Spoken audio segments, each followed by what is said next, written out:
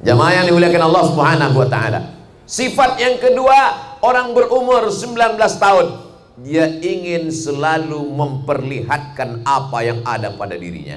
Kalau laki-laki dia ingin menunjukkan ke temannya, saya hebat ngebut naik motor. Akhirnya dia pun pakai motor yang knalpotnya sudah dikhitan massal. Suaranya menggelegar, dia gas, ada tetangga sakratul maut, ninggal kontan. Orang sholat maghrib dia ngebut, ghairil maghdubi alaihim waladdallin.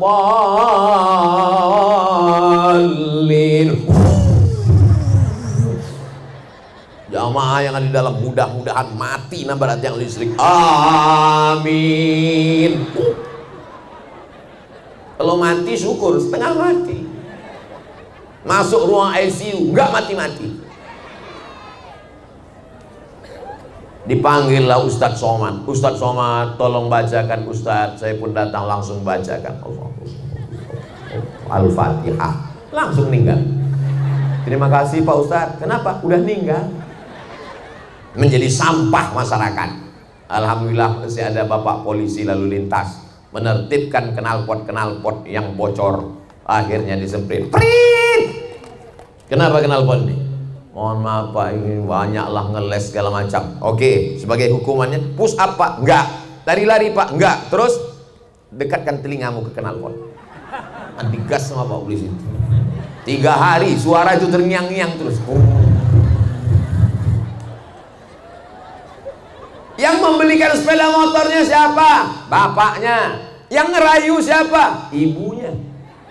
Ini bukan sayang anak, ini mencelakakan anak. Kalau nggak dibelikan motor nanti katanya nggak sayang. Mama, belikan aku motor. Nanti kamu jatuh. Aku bukan belajar berjalan, aku sudah dewasa, aku sudah jantan, aku gagah, aku perkasa, aku bukan mencong. Akhirnya dibelikan. Ternyata sayang kita sudah mencelakakan anak. Maka solusinya tidak lain tidak bukan adalah masuk pesantren. Anak saya belum masuk pesantren, masih SD. Tapi ponakan saya yang membawanya. Kamu mesti masuk pesantren. SMP 3 tahun, SMA 3 tahun. Setelah tamat SMA, kau akan terbang sejauh mata memandang. Kau mau ke Mesir, silakan. Tapi kalau tidak mau ke Mesir, aku tidak paksa. Saya tidak paksa anak saya, ponakan saya mesti seperti saya. Kau mesti ke Mesir. Oh, nggak bisa dipaksa. Nanti saya paksa, dia di Mesir nggak jadi ulama, pulang jadi Fir'aun. Kalau dia nggak mau, apa yang kita paksa? Kau mau jadi apa? Aku mau jadi bupati, silakan. Tapi kau mesti jadi bupati seperti Bupati Halmahera Selatan. Jangan asal tepuk tangan aja. Memangnya kenapa? Ada apa dengan Bupati Halmahera Selatan? Di setiap desa dibangun rumah Quran. Setiap desa dibangun rumah Quran, rumah Quran, rumah Quran, rumah Quran. Jabatan tak lama, paling lama 2 periode. Itu pun kalau tidak datang KPK. Tapi rumah Quran yang dibangun sampai hari kiamat. Anak-anak baca Quran pagi, petang, siang dan malam, baca Iqra, baca Yasin, mengalir pahalanya sampai hari kiamat. Betul? Inilah yang tidak bisa dilakukan oleh Ustadz Abdul Somad. Saya hanya tausiah, ceramah, menggelegar. Itu pun kalau mikrofonnya hidup. Tapi Pak Bupati cukup dengan tanda tangannya. Program 1 desa 1 rumah Quran. Jadi Allahu Akbar, Allahu Akbar, Allahu Akbar. Panjang umur, sehat badan, berlanjut program-program ini insya Allah. Amin. Makanya di akhirat nanti yang akan dapat naungan, yang akan dapat atap, yang akan dapat perlindungan di padang mahsyar. Di padang mahsyar nggak ada pohon kayu. Pohon kayu tumbang, gunung-gunung tercabut, luar biasa. Siapa yang mendapatkan naungan? Yang pertama bukan ustadz, yang pertama bukan ulama, yang pertama bukan tuan guru, yang pertama bukan kiai. Yang pertama mendapatkan naungan adalah al-imamul adil, pemimpin yang adil. Doakan supaya pemimpin kita adil. Ya Allah, panjangkan umur pemimpin kami yang adil supaya banyak rumah Quran anak kami. Jangan sampai buta huruf Al-Quran nggak bisa ngaji. Jangan sampai kita mati nanti dia ziarah, dia ambil handphone, dia cari MP3 Yasin, lalu dia bilang, Mama aku nggak bisa ngaji, dengarkan aja MP3-nya. Hari ini ibu boleh tersenyum, hari ini bapak boleh tertawa, tapi ini bisa saja terjadi. Betul? Sekarang sudah terjadi orang baca Quran nggak pakai suara. Kalaupun pakai suara ujungnya aja. Jaun, fayakun. Apa? Itu tidak terjadi di Pulau Bacan. Itu hanya terjadi di planet Mars dan planet Neptunus. Bapak ibu saudara yang dimuliakan Allah Subhanahu wa taala, anak-anak umur 19 tahun dia akan menampakkan gagahnya, perkasaannya. Ustadz kok tahu? Loh iya, saya kan pernah 19 tahun beberapa tahun yang lalu, ini baru 25.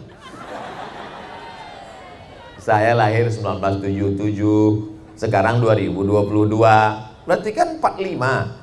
Banyak yang enggak percaya. Ustadz 25, saya bilang 45, 25. Ayo terserahlah, saya bilang.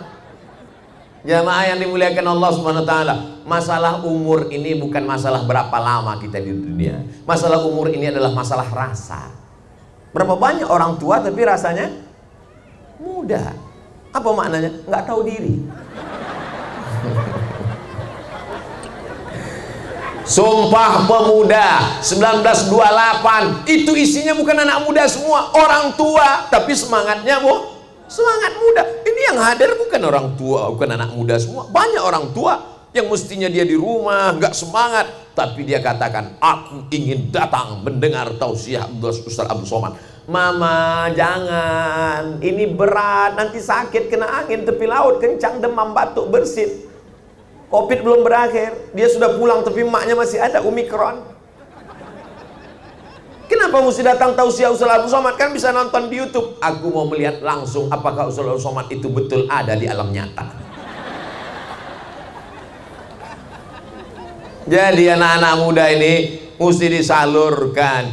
Alhamdulillah, begitu saya sampai ke Pulau Bacan, disambut oleh tarian-tarian anak muda. Yang nari itu saya lihat anak muda. Karena kalau yang nari orang tua, osteoporosis. Luar biasa tariannya anak muda. Dan tadi malam saya disambut di apa nama istilahnya, di tandu. Dan saya yakin yang memikul tandu itu juga anak muda. Karena kalau orang tua pasti dia terbaring 3 hari ini, tidak bangun-bangun.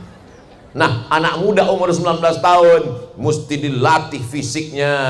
Apa kata Kiai Ustadz Asep UAS, Ustadz Asep Sofyan? Kata beliau, Ustadz Somad, ini anak-anak kita ajarkan tradisi supaya dia jangan hanya sampai baca kitab, juga hanya sampai pandai baca Quran, tapi dia juga tidak meninggalkan tradisi. Jadi jangan merasa menyangka, untuk apa anak saya di pesantren? Nanti kalau anak saya di pesantren radikal, kalau anak saya pesantren tidak mengenal adat istiadat. Kita tetap mengenalkan adat istiadat selama tidak bertentangan dengan la ilaha illallah Muhammadun Rasulullah. Jadi Bapak Ibu jangan ragu memasukkan anak pesantren. Daftarkan anak Anda sebelum tanggal penutupan berikut ini. Ingat, terbatas, limited edition. Ustaz Somad, saya nggak mau masukkan anak pesantren. Kenapa? Itu kemarin anak teman saya masuk pesantren, pulang-pulang dari pesantren bandelnya minta ampun. Memang dia nggak diterima di mana-mana. Masuk SMP negeri ditolak, SMP plus ditolak, SMP unggulan ditolak. Akhirnya karena ditolak di mana-mana, masukkan ke pesantren. Dia lupa, dia sangka di pesantren sama kayak SMP. SMP pelajarannya 5, Beb. Fisika, kimia, matematika, bahasa Inggris. Fisika, kimia, matematika, bahasa Inggris. Terserahlah apa tambahan satu lagi. Tapi di pondok pesantren, nahwu, sharaf, balaghah, ma'ani, bayan, mantik, fikih, usul fikih, qawaidul fikih, tafsir, tajwid, arud qawafi, hadis, mustalah hadis, rijalul hadis. Kalau anak yang bandel dimasukkan ke pesantren, dua kemungkinan. Kalau nggak lari, error. Pilih anakmu yang paling cerdas, pilih anakmu yang paling smart, pilih anakmu yang paling pintar, yang paling kuat daya tangkapnya, masukkan dia ke pesantren. Setuju?